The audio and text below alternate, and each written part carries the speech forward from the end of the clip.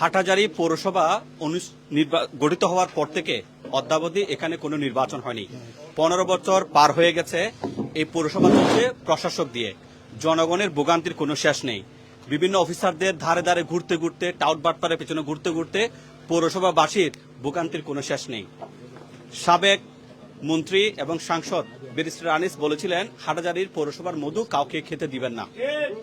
এই কথা পরে এটা সারা দেশে আলোচিত হয়েছে।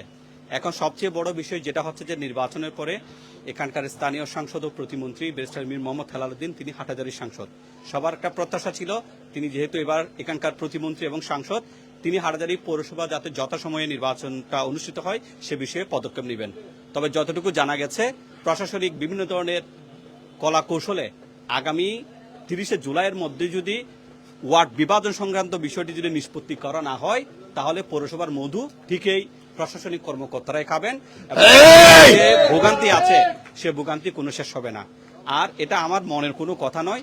এখানে যতগুলো মানুষ দেখছেন এই সবগুলো মানুষ হাটহাজারী পৌরসভার বিভিন্ন ওয়ার্ড থেকে এসেছে, আর ওদিকে বাইরে বৃষ্টি হচ্ছে। এরপরও কিন্তু এলাকায় ওনারা এসেছেন।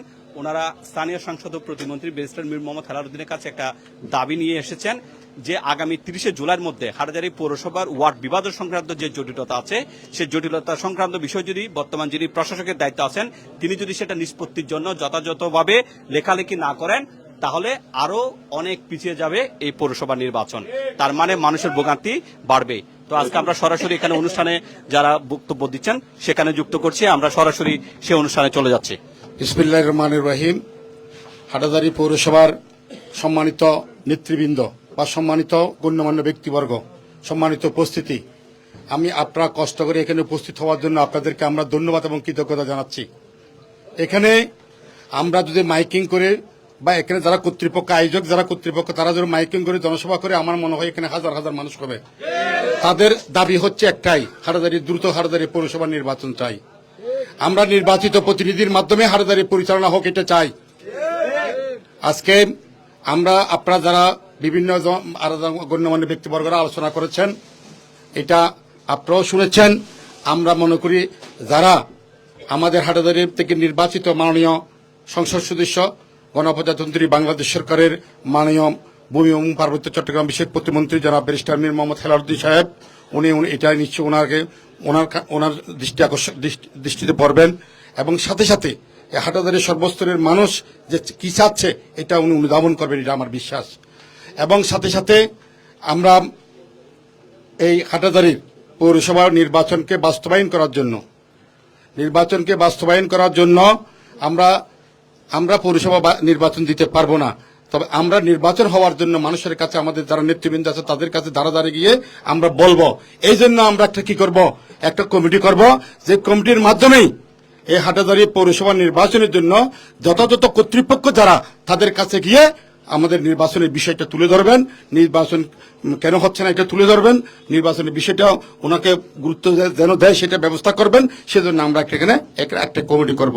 সেই কমিটি হবে 101 জনের। আমরা একজন আহ্বায়ক থাকবেন, একজন সদস্য সচিব থাকবেন, 29 জন কি থাকবেন, যুগ্ম আহ্বায়ক থাকবেন, এক ওয়ার্ড থেকে 3 জন করে। আমরা সেটা দ্রুত ব্যবস্থা করব এবং এক ওয়ার্ড থেকে 8 জন করে সদস্য থাকবেন। তাহলে এক ওয়ার্ড থেকে 11 জন, 9, 11, 99 জন এবং আর 2 জন, একজন আহ্বায়ক, একজন সদস্য সচিব, মোট 101 জনের একটা কমিটি আমরা করব। এই কমিটির নেতৃত্বে আমরা হাটহাজারী পৌরসভা নির্বাচনকে বাস্তবায়ন করার জন্য যে আমাদের যে সমস্যা আছে ওয়ার্ড বিভাজন, এটা যেন দ্রুত হয় সেটার জন্য ব্যবস্থা নেওয়ার জন্য আমরা এই কমিটি কি করবেন, সহায়তা করবেন বা বিভিন্ন জায়গায় তা তুলে ধরবেন, দ্রুত নির্বাচনের ব্যবস্থা করবেন।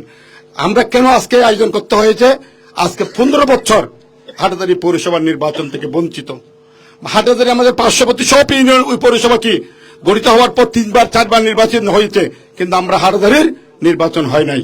তো আমরা আমাদের গণতান্ত্রিক অধিকারের মাধ্যমে, আমাদের নির্বাচিত প্রতিনিধির মাধ্যমে হাটহাজারী পরিচালিত হোক, এটার জন্য আজকে আমরা এখানে একত্রিত হয়েছি।